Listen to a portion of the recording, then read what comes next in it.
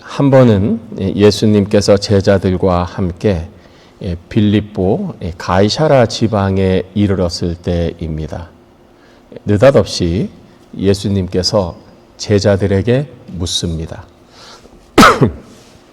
사람들이 나를 누구라고 하느냐? 그러자 제자들이 말합니다. 어떤 사람은 예수님을 보고 세례 요한이라고 하고요. 어떤 사람은 예레미야라 하고요. 어떤 사람은 선지자들 중에 한 사람이라고 예수님에 대해서 말을 합니다. 자, 예수님이 또 한 번 질문을 합니다. 이번에는 제자들에게 질문합니다. 그렇구나. 그러면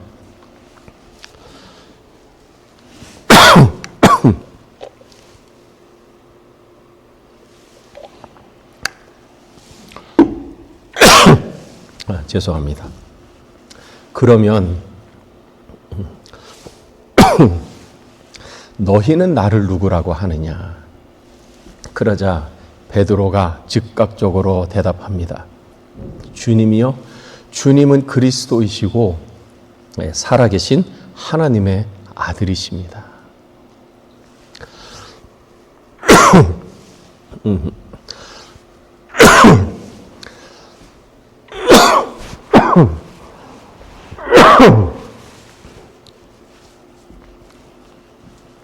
공기가 좀 차면, 이게 엘러지인지는 잘 모르겠습니다. 공기가 좀 차면 제가 좀 장기침이 있어서 여러분 양해를 부탁드립니다.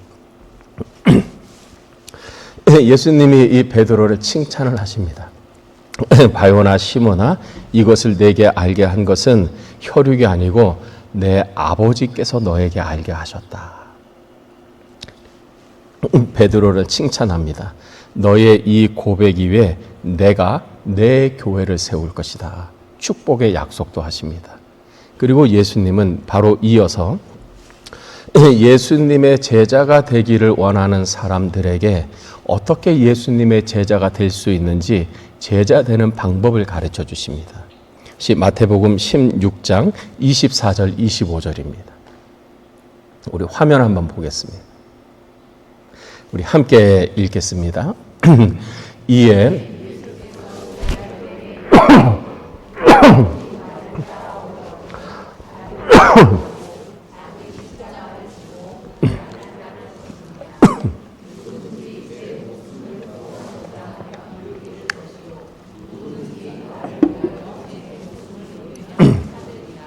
예수님이 말씀하시기를 누구든지 나를 따라오려거든, 나를 따르는 내 제자가 되기를 원하거든 자기를 부인하고 자기 십자가를 지고 나를 따를 것이다. 누구든지 자기 목숨을 구원하고자 하면 잃을 것이고 또 누구든지 나를 위하여 제 목숨을 잃으면 찾으리라. 예수님이 예수님의 제자가 되는 그 방법을 가르쳐 줍니다. 여러분은 예수님의 이 말씀을 들으면 어떤 마음이 드십니까? 이 말씀이 기분 좋은 말입니까? 아니면 불편한 말입니까? 예수님을 따르게 하고 싶은 말입니까? 아니면 예수님을 따르는데 주저하게 하는 말씀입니까? 대부분 후자이지요. 예수님을 따르려고 했다가도 십자가를 지고 따르라고? 십자가는 가장 고통스러운 죽음의 모습인데 십자가를 지고 따르라고? 예수님을 위해 목숨을 잃으라고? 불편하고 부담되는 말씀입니다. 두 번째 질문. 예수님이 이 말씀이 불편하다, 사람들을 불편하게 할 거라는 것을 아셨을까요? 모르셨을까요? 아셨지요. 누가 봐도 이것은 불편한 말씀이니까. 그럼에도 불구하고 예수님은 이 말씀을 하셨습니다. 왜? 사람들이 불편해하고 예수님 따르고 제자가 되는 것을 두려워하고 뭔가 망설일 것을 예수님은 아셨음에도 불구하고 왜 이 말씀을 하셨을까? 예나 지금이나 인기를 얻는 것이 사람의 본능이고 많은 사람들이 추종을 받는 것이 본성인데 예수님은 왜 사람들을 추종하기보다는 사람들로 하여금 떠나보게 하게 하는 이 말씀을 하셨을까? 예수님은 당신의 제자들이 고통 가운데 살기를 원하시는가? 자기 학대적인 삶을 살고 자기 파괴적인 삶을 살기 위해서 이렇게 말씀하셨을까? 그것은 아닐 것입니다. 어느 누구도 자기를 좋아하고 자기를 신뢰하고 따르는 사람이 어떤 힘들고 어렵고 고난의 삶을 살기를 원하는 것은 원하지 않기 때문이죠. 본성이기 때문입니다. 예수님도 그 마음인데 왜 이 말씀을 하셨을까? 예수님이 이 말씀을 하신 그 의도, 목적은 무엇일까? 누구든지 나를 위하여 제 목숨을 잃으면 찾으리라. 예수님의 강조점은 목숨을 잃어라가 아니라 강조점은 찾으리라라는 것입니다. 예수님을 위해서 목숨을 잃으면 죽음을 각오하면 희생을 각오하면 찾게 될 것이다. 내가 찾게 해줄 것이다. 예수님의 이 가르침의 말씀의 핵심은 찾으리라에 있는 것입니다. 나를 믿고 따르고 내 제자가 되는데 희생을 각오하고 와라. 죽음을 각오하고 와라. 설령 죽는다 하더라도 와라. 내가 너의 목숨을 찾게 해줄 것이다. 내가 너를 도와줄 것이고 너를 끝까지 책임져 줄 것이다. 예수님의 말씀의 핵심은 바로 이것입니다. 그러면 정말 그런 케이스가 있는가? 예수님, 하나님을 위해서 목숨을 버릴 정도로 충성하고 순종하고 신뢰했는데 하나님이 보살펴 주신 사람이 있는가? 성경은 그런 사람들이 있다라고 우리에게 가르쳐 줍니다. 그런 사람이 누군가? 죽음을 각오하고 하나님을 신뢰하고 믿었더니 하나님이 그 사람의 생명을 보존시켜주고 끝까지 책임져 준 사람, 그 사람이 누구인가? 우리가 지난주에 살펴본 다니엘의 세 친구입니다. 사드락과 메삭과 아벳느고. 그리고 오늘은 다니엘입니다. 다니엘을 통해서 하나님을 위해 목숨을 아까워하지 않고 죽기까지 충성하면 하나님이 그의 생명을 보존해 주신다. 그를 끝까지 책임지신다라고 가르쳐 주시는 것입니다. 오늘 본문의 내용은 다니엘에 관한 내용인데 다니엘의 내용은 이렇습니다. 역사적으로 바벨론 제국이 멸망을 하고 이 페르시아 제국이 일어납니다. 이 페르시아 제국은 오늘날로 하면 이란입니다. 근데 페르시아 제국이 일어나면서 첫 번째 다리오 왕이 새로운 통치자가 됩니다. 이 다리오 왕이 그 넓은 고대 근동의 그 세계를 효율적으로 다스리기 위해서 120명의 고관들, 관료들을 세웁니다. 그리고 이 120명의 고관들을 다스리기 위해서 그것을 총괄하는 3명의 총리를 세웁니다. 근데 이 3명의 총리 가운데 수석 총리, 가장 높은 총리가 이 다니엘이 되었습니다. 다리오 왕이 다니엘을 최고의 수석 총리로 임명을 한 것이죠. 그런 이유가 있습니다. 다니엘은 그 누구보다도 명석했고 똑똑했고 일 처리하는데 탁월했기 때문입니다. 그런데 이 다니엘은 페르시아의 본토 출신이 아니라 유대로부터 포로로 압송되어 온 이방인입니다. 그러니 당연히 이 페르시아 본토 출신의 이 총리와 고관들이 다니엘을 곱게 볼 리가 없습니다. 굴러온 돌이 박힌 돌 하네 이런 식으로 어떻게 해서든지 이 다니엘을 무너뜨리고 죽이려고 하는 음모를 꾸미는 것이죠. 시기와 질투 때문입니다. 이 다니엘을 죽이려고 하는 정적들이 어떻게 하면 다니엘을 죽일까 그 흠집을 찾는데 뒷조사를 했는데 다니엘이 흠이 하나도 없었습니다. 혹시 부정부패해서 부정축제를 한 것이 아닌가, 재산을 봐도 재산에 흠이 없고 혹시 여자 문제로 스캔들이 있지 않나 스캔들을 조사해 봤는데 아무 흠을 잡지를 못하는 것입니다. 결백한 것이었죠. 이 사람들이 생각하기를 다니엘을 무너뜨리고 죽이는 방법은 단 하나밖에 없다. 그가 일평생 신뢰한 하나님에 대한 신앙을 거는 수밖에 없다. 그들이 의견을 낸 것입니다. 다니엘이 섬기는 그 하나님, 그 신앙을 걸어서 그를 죽이는 수밖에 없다. 그래서 그들이 아이디어를 짜고 묘책을 하나 냈습니다. 그것은 다리오 왕의 왕권을 강화해 준다는 그 명목으로 30일 동안 왕 외에 다른 신에게 절을 하는 자는 사자굴에 집어넣자라고 하는 임시 법안을 만든 것입니다. 이들이 자기들의 어떤 은밀한 나쁜 목적은 감추고 다리오 왕에게 갑니다. 다리오 왕에게 좋은 말로 이야기하는 것입니다. 왕이여, 왕이 원년이신데 왕의 권위를 강화해야 합니다. 통치권을 강화해야 합니다. 그래서 저희가 한 방법을 생각했습니다. 더도 말고 30일 동안 왕에게만 절하게 하옵소서. 왕에게만 기도하게 하옵소서. 만일 어느 누구든지 왕 외에 다른 신에게나 다른 존재에게 기도를 한다면 그 사람은 사자굴에 접어 넣어 보십시오. 다리오 왕이 들을 때는 아주 매력적인 그런 제안입니다. 다리오 왕이 그 법안에 서명을 합니다. 다니엘이 그 법안에 그 조서에 서명한 것을 알고도 자기 집으로 돌아가서 예루살렘 쪽을 향한 창문을 열어놓고 하나님께 기도합니다. 그런데 정적들이 그 순간을 놓칠 리가 없지요. 다니엘이 기도하는 것을 보고 왕에게 가서 바로 고발을 합니다. 왕이여, 우리가 30일 동안 이런 법안을 만들지 않았습니까? 그런데 이 법안을 어기고 다른 신에게 기도하는 사람이 있습니다. 누구냐? 바로 다니엘입니다. 왕이 서명을 했기 때문에 다니엘은 그 법령에 따라서 사자굴에 던져지게 됩니다. 다니엘은 자기가 하나님께 기도하면 죽을 것이라는 것을 알고도 하나님께 기도를 합니다. 죽은 거지요. 죽어야 마땅한 것이죠. 사자굴에 던져졌습니다. 그는 이제 죽음밖에 다른 초이스가 없는 것입니다. 근데 사자굴에 던져진 이 다니엘에게 놀라운 반전이 일어납니다. 위대한 반전이 일어납니다. 우리 19절부터 22절 말씀, 사자굴에서 어떤 일이 일어났는지 우리 함께 읽겠습니다.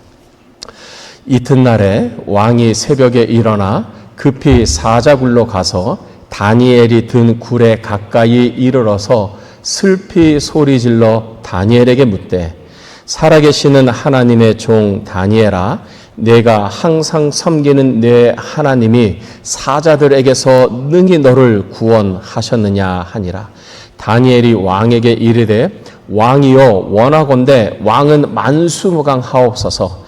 나의 하나님이 이미 그의 천사를 보내어 사자들의 입을 봉하셨으므로 사자들이 나를 상해하지 못하였사오니 이는 나의 무죄함이 그 앞에 명백함이오며, 또 왕이여, 나는 왕에게도 해를 끼치지 아니하였나이다 하니라.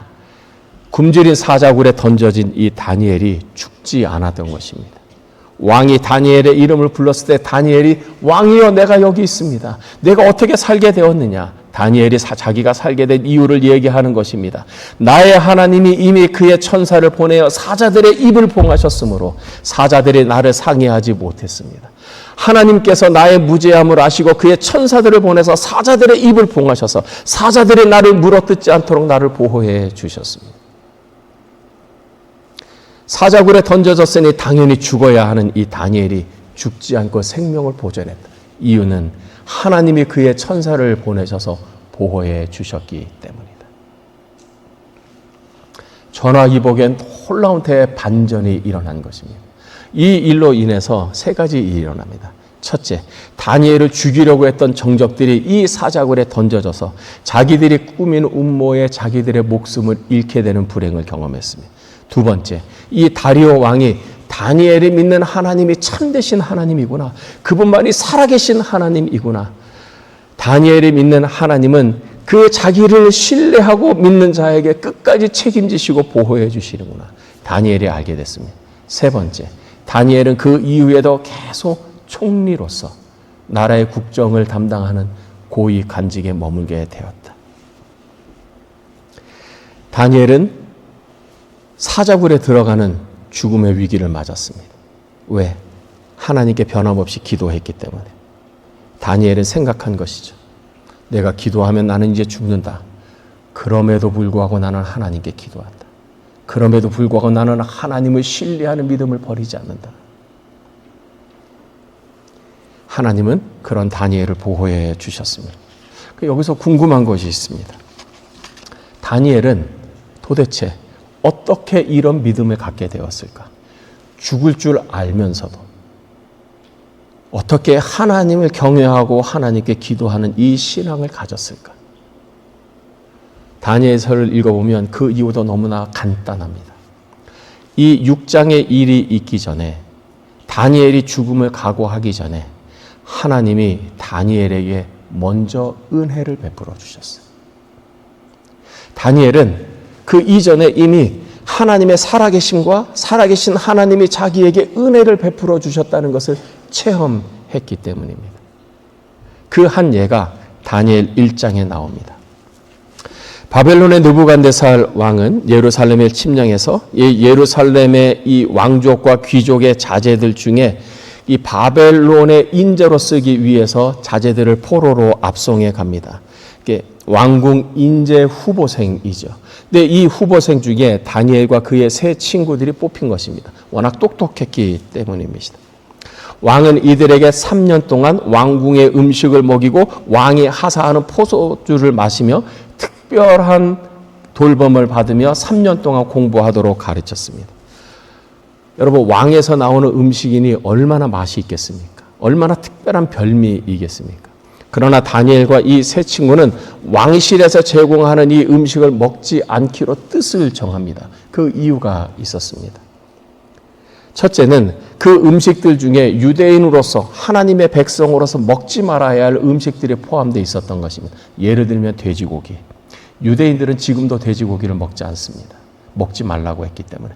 또 하나 더 큰 이유는 왕실에서 제공하는 이 음식은 이 바벨론의 신인 이 마루둑이라고 하는 신에게 먼저 제사를 드리고 나온 제사 음식입니다.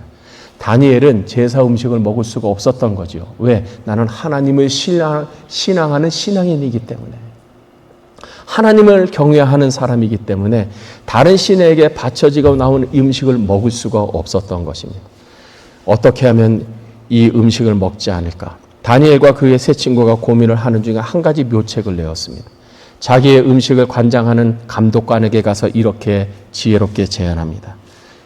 10일 동안 우리가 왕실 음식이 아닌 채소와 물만 먹게 해 주십시오. 그래서 10일 후에 만약에 저희의 얼굴의 혈색이 다른 사람들보다 낫지 못하면 그때 우리가 왕실의 음식을 먹겠습니다. 그러나 우리가 채소하고 물만 먹었는데 다른 사람들보다 우리가 더 건강하다면 계속해서 채소와 물만 먹게 해 주십시오. 제안을 한 것입니다. 10일 후에 다니엘과 이 세 친구의 이 얼굴 안색이 훨씬 더 건강했고 윤택하고 빛이 났습니다. 건강했다는 거죠. 다니엘과 세 친구를 감독하는 사람들이 다니엘에게 허락을 합니다. 하나님은 다니엘과 이 세 친구들의 뜻을 정하고 자기를 더럽히지 않겠다고 한 이것을 보면서 이들에게 은혜를 베풀어 주셨습니다. 어떤 은혜냐? 첫 번째, 다니엘과 세 친구에게 모든 학문과 지식을 섭렵할 수 있는 지혜를 주셨습니다. 하나님의 지혜이죠. 그 다니엘 1장에 보면 다니엘과 이 세 친구들이 가졌던 이 지혜는 다니엘의 다른 박수나 술객 지혜자들보다 10배가 더 높았다라고 말을 합니다.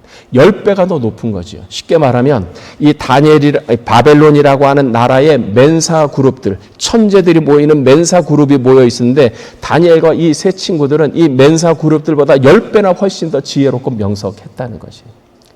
다니엘에게는 하나님께서 특별한 또 하나의 은혜, 선물을 주셨습니다. 환상을 보고 환상을 해석할 수 있는 능력을 주셨어요. 이 일로 인해서 하나님께서 다니엘과 그의 세 친구에게 주신 이 은혜로 인해서 다니엘은 바벨론의 총리가 되는 지위를 얻게 되었고 그의 세 친구들은 지방을 다스리는 지방 장관이 되는 특권을 누렸어요. 다니엘은 이것을 잊을 수가 없었던 거죠. 하나님이 주신 은혜를 잊을 수가 없던 거죠. 다니엘의 삶에는 경험이 있어요. 고백이 있었던 것입니다.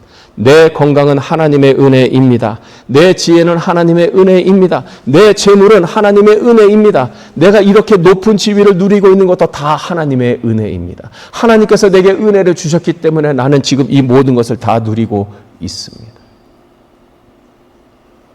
다니엘은 자신의 삶에서 경험한 하나님의 은혜로 부어주신 이것들을 잊을 수가 없었던 거예요. 하나님이 나에게 이렇게 은혜를 주셨는데 내가 어떻게 베풀어 주신 그 은혜를 주신 하나님을 배반할 수 있느냐. 내 목숨이 위태하다고, 내가 죽음의 위기에 처한다고 어떻게 나에게 이렇게 큰 은혜를 주신 하나님을 내가 버릴 수 있느냐. 배도할 수 있느냐. 그럴 수 없다. 차라리 죽는 것이 낫다. 다니엘은 살아계신 하나님의 그 은혜를 체험했기 때문입니다. 그렇다면 우리는 어떻게 이 살아계신 하나님을 만날 수 있을까? 우리는 어떻게 살아계신 하나님이 베풀어 주시는 그 은혜를 내 것으로 받아 누릴 수 있는가? 오늘 말씀입니다. 우리 다니엘 6장 10절 말씀 우리 한 번 더 읽겠습니다. 시작. 다니엘이 이 조서에 왕의 도장이 찍힌 것을 알고도 자기 집에 돌아가서는 윗방에 올라가 예루살렘으로 향한 창문을 열고 전에 하던 대로 하루 3번씩 무릎을 꿇고 기도하며 그의 하나님께 감사하였다. 다니엘을 통해서 배우는 큰 2가지가 있습니다. 첫째, 그는 매일 기도했어요. 하루에 몇 번 기도했다고요? 3번. 우리는 어떻게 살아계신 하나님을 만날 수 있습니까? 살아계신 하나님의 베풀어 주신 은혜를 내 것으로 알고 체험할 수 있습니까? 다니엘처럼 하면 됩니다. 기도하십시오. 하루 3번. 다니엘이 이날만 기도했습니까? 그 전부터 기도했습니까? 전에 하던 대로. 이 하루 3번의 기도는 다니엘의 습관이었어요. 기도 습관. 그럼 우리는 습관이 중요하다는 것을 압니다. 습관이 나를 만들어가는 것입니다. 우리가 어떤 습관을 가졌느냐에 따라서 우리의 인생이 결정되고 나를 만드는 것입니다. 그 습관 중에는 내게 유익이 되는 습관이 있고 나를 망치는 습관도 있어요.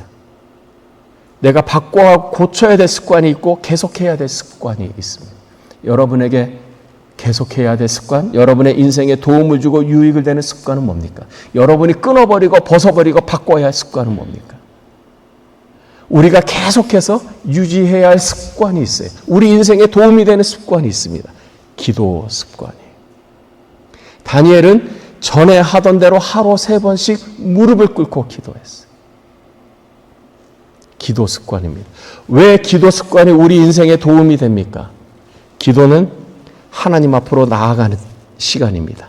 기도는 하나님과 함께 있는 시간이고 하나님은 자기와 함께 있는 자에게 은혜를 베푸시고 능력을 베풀어 주시기 때문입니다. 오직 여호와를 앙망하는 자는 새 힘을 얻습니다. 하나님의 힘을 주시는 거죠. 하나님의 지혜를 주시죠. 하나님의 마음의 힘, 심력을 주시죠. 하나님이 견뎌낼 수 있는 인내력을 우리에게 주시죠. 어떤 어려움과 상황 속에 흔들리지 않는 담력을 우리에게 주시죠. 하나님이 주시는 힘입니다. 누구에게? 기도하는 사람에게. 왜 기도해야 합니까? 그래야 하나님의 힘을 받기 때문에 그래요. 다니엘이 죽음의 위기 앞에서도 흔들리지 않고 담담하게 자기의 길을 갈 수 있었던 것은 그의 마음의 심력이 있었기 때문이에요. 이 심력은 어디로부터 나온 것입니까? 전에 하던 대로 하루 3번씩 무릎을 꿇고 기도했기 때문이에요. 여러분, 여러분의 인생을 세우고 여러분의 자녀들을 세우는 습관이 있습니다. 기도 습관이에요. 제가 신학교 이제 들어가면 궁금하잖아요. 왜 저 사람은 왜 목사 되려고 할까? 저 사람은 왜 목사 되려고 할까? 이게 서로 이게 이야기를 나눕니다. 근데 제가 좀 지금도 기억하는 한 사람이 있습니다. 제 동기죠. 당신은 어떻게 목사가 되기 위해 신학교에 왔습니까? 얘기하는 거예요. 자기는 사실은 좀 이렇게 어머니 때문에 계속 교회를 다녔지만 좀 이렇게 성실한 크리스찬은 아니었다고 그래요. 그냥 밤늦게까지 친구들을 만나서 술 먹고 밤늦게 들어오고 그런 방탕한 생활을 했었다고 합니다. 물론 주일날은 교회를 나가지만 평일에는 그렇게 술 먹고 담배 피고 이런 그런 생활을 했답니다. 하루는 자기가 술 먹고 늦게 집에 들어왔어요. 술에 취해서 잠들어 잤는데 새벽에 깼는데 뭔가 자기의 얼굴에 물이 떨어지더라는 거예요. 왜 물이 떨어지지? 잠결에. 물이 떨어지더라고요. 왜 물이 떨어지지? 우리 집 비가 새지 않는데 눈을 떠보니 자기 어머니가 술 취해 잠자고 있는 아들을 위해서 눈물을 흘리면서 기도하더래요. 그 모습을 보면서 내가 이렇게 살아서는 안 되는구나. 어머니가 나를 위해 이렇게 기도하는데 어머니의 그 눈물 기도 때문에 자기 삶이 돌아섰다. 하나님의 은혜를, 하나님의 살아계심을 경험하고 내가 신학교에 왔다. 여러분, 부모의 눈물 기도 하나님은 기억하십니다. 어떻게 하나님의 살아계심을 체험합니까? 기도하십시오. 하루 3번. 2번째, 다니엘로부터 배우는 것. 하나님께 감사하라. 하루 3번씩 무릎을 꿇고 기도하며 그의 하나님께 감사하였다. 여러분, 인생은, 여러분 살아보신 분들은 다 아시지만 인생은 항상 나쁜 것만 있지는 않습니다. 또 인생이 항상 좋은 것만 있지도 않습니다. 인생에는 나쁜 것도 있고 좋은 것도 있습니다. 어떻게 보면 인생은 돌과 다이아몬드의 연합이라고 할 수 있습니다. 다이아몬드를 캐는 사람, 금을 캐는 사람이 금만 있는 것을 발견하는 것은 어렵습니다. 그 금을 감싸고 있는 돌이 있고 흙이 있습니다. 금을 얻기 위해서는, 다이아몬드를 얻기 위해서는 흙을 깨야 되는 거지. 금을 캐든지 다이아몬드를 캐는 사람은 돌과 흙에는 관심이 없어요. 다이아몬드하고 금에만 관심이 있어요. 그러니까 당연한 거예요.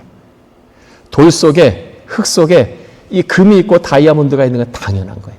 관심은 금과 다이아몬드에 있는 것입니다. 그것이 주 목적이니까. 우리 인생에도 돌이 있습니다. 다이아몬드가 있어요. 어느 것에 포커스를 맞추느냐예요. 어떤 사람은 그 많은 돌에만 관심이 있어요. 어렵고 힘든 것, 나를 괴롭게 하고 나를 힘들게 하는 것에만 관심이 있어요.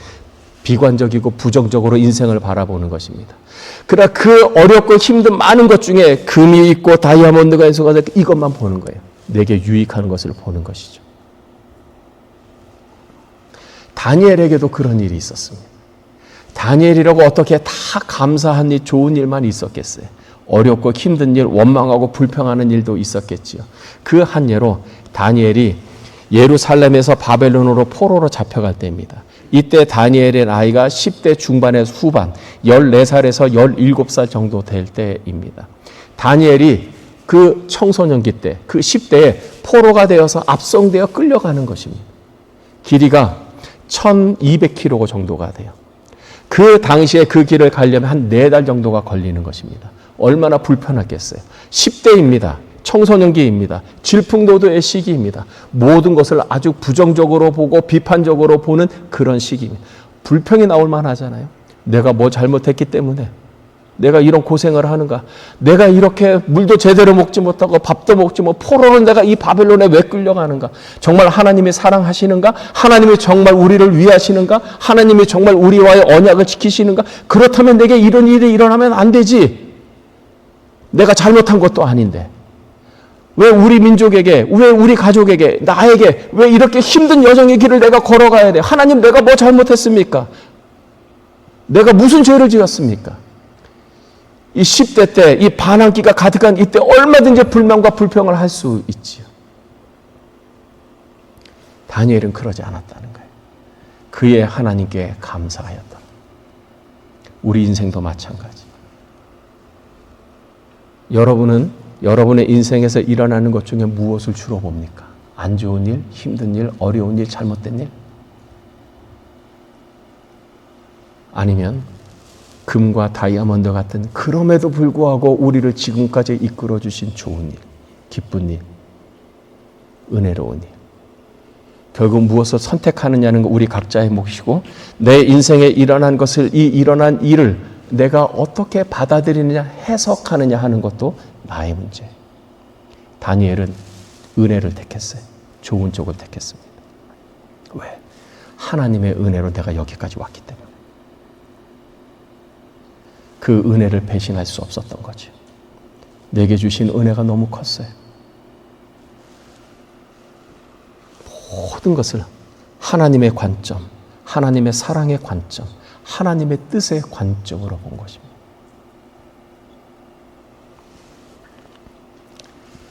하나님께 감사했다. 여러분, 감사라고 하는 해석의 렌즈로, 감사라고 하는 관점의 렌즈로 인생을 보면 모든 것이 다 감사한 거예요. 병들어도 감사해. 재정적으로 부족해도 감사해. 어렵고 힘든 일이 있어도 감사해. 왜?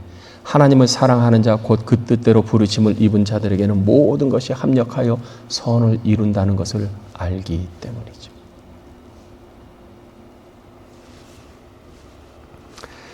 우리는 인생을 살면서 많은 선택을 합니다. 인생 최고의 선택과 결정은 하나님께 나의 인생을 거는 것입니다. 우리 마지막 화면 우리 함께 보겠습니다. 우리 로마서 5장 8절, 14장 8절 우리 함께 읽겠습니다. 우리가 아직 죄인 되었을 때에 그리스도께서 우리를 위하여 죽으심으로 하나님께서 우리에 대한 자기의 사랑을 확증하셨느니라. 로마서 14장 8절. 우리가 살아도 주를 위하여 살고 죽어도 주를 위하여 죽나니 그러므로 사나 죽으나 우리가 주의 것이로다. 왜 우리는 그리스도를 위하여 죽을 수 있습니까? 그 이유도 간단하죠. 그리스도께서 우리를 구원하시기 위해서 먼저 죽어 주셨기 때문입니다. 그래서 우리는 살아도 주를 위하여 살고 죽어도 주를 위하여 죽습니다. 그 이유는 사나 죽으나 우리는 주님의 것이기 때문입니다. 알고도, 사랑하는 성도 여러분, 그리스도의 대속의 죽음으로 구원받고 우리는 천국에 가는 사람들입니다.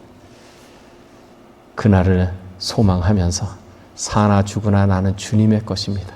내 생명까지 주님께 다 위탁하고 사는 하나님의 신실한 충성된 일꾼들이 되시기를 주님의 이름으로 축복합니다. 기도하겠습니다.